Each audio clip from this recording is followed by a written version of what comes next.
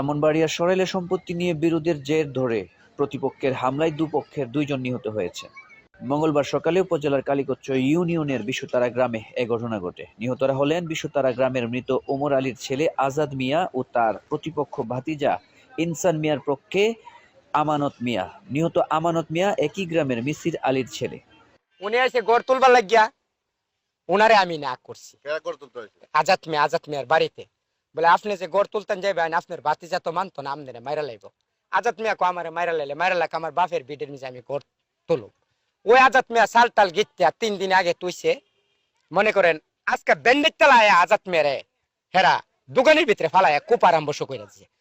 এই ইনসান আলী, এমরান আলী, আরমান আলী, এই বাদল, এই বুকল্লার ফুত মিজান, তাফাজ্জুল, এই বরত আলী, এরপরে মনে করেন আরো অনেক লোক স্যার কেমবে অতলো নাম আমি মন লাখম আমি কেমবে কি কম। নিহতের পরিবার ও পুলিশ জানায় দীর্ঘদিন ধরে বিশুতারা গ্রামে একটি ভিটি বাড়ি নিয়ে চাচা আজাদ মিয়ার সাথে তার ভাতিজা ইনসান মিয়ার বিরোধ চলে আসছিল। এরই জের ধরে আজ সকালে আজাদ মিয়া তার দোকান খোলার সময় ইনসান মিয়া ও তার লোকজন দেশীয় অস্ত্র নিয়ে আজাদ মিয়াকে এলোপাতাড়ি কুপিয়ে হত্যা করে। তারা আজকের থেকে 1 বছর আগে আমার এক স্বাস্থ্য ভাইয়ের বউরে বাড়ির থেকে নিয়ে মাইরা তারা খালের বাড়ি ফলাইতে লাগছে। এটা লইয়া সেটা অনেক কিছু মামলা টামলা হয়েছে। এরপর থেকে তারা এই ঘুরতেছে আর কইতাছে কি দেখো একটা মারছি আরেকটা মারুম। হ্যাঁ, হেরে না মারলে এলাকাটা শান্তি হইতো না, হেরে মারলেই তুইব। এইভাবে কইতে কইতে হেরা এই দিন পর্যন্ত আইছে। কালকে তারা বলে মিটিং করছে। মিটিং করার পরে তো আমরা বাড়ি ঘরের মানুষ তারা দেখছে, দেওয়ার পরে আবার কিছু লোকে আবার কইছে কিরে তোরা মিটিং টিটিং করে লাভ না, এটা আমরা বই এটা দিও নেই রেখিতে হয়েছে। কোনো দরবার নাই কোথা নাই, তারা কিলিকে মিটিং করস কোনা হেরে মারালাম, হেরে মারলে এবার কথা কয়ে আসে রাত্রে হেরা মিটিং করতে সকালবেলা ফজর নামাজের পরে ওই হেরা দাও ওই আমরা চাইনিজ কুড়াল এবার টাসকাল ইতা লয়ে আসে ঘরের ভিতরে 15-16 জন লোক ঢুকিয়াছে। ঢুকিয়া আসে আমার বাইরে আর ঘুম থেকে ওইটা আর সুদ হইবার লেগে দিছে না, বুঝছেন? আজাদ আলী মারছে, ইনসান, এমরান, এবার হইল ওই আপনার আরমান, বরত্যা, ওই আয়েব আলী, এন বেশ কিছু লোক। আমি তো আর আসছিলাম না, এরা যে কইল এই লোক এন ঘটনা করছে ফজর নামাজের পরে। জি, আজকে ফজর নামাজের পরে।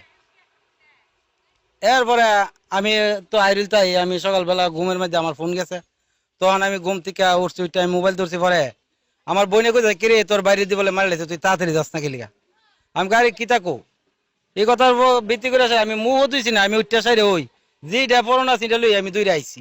আয়া আমি আমার বাইরে আর পাইছি না, হসপিটাল নিয়ে গেছে, নিতে গিয়েছে মানে ব্রাহ্মণবাড়িয়া যাইতে পারছে না, তা পথই মারা গেছে। এরপরই প্রতিশোধ নিতে আজাদ মিয়ার পক্ষের লোকজন ইনসান পক্ষের আমানত মিয়ার উপর হামলা করে বল্লম দিয়ে আঘাত করে। পরে স্থানীয় লোকজন তাকে গুরুতর অবস্থায় ব্রাহ্মণবাড়িয়া জেনারেল হাসপাতালে নিয়ে আসলে চিকিৎসক তাকে মৃত ঘোষণা করেন। সিনিয়র সহকারী পুলিশ সুপার সরেল সার্কেল বলেন, সকালে আমরা যখন সংবাদ শুনে এখানে সংঘর্ষের সংবাদ শোনার সাথে সাথে আমার পুলিশ থানা থেকে আসে, আমি নিজেও আসি।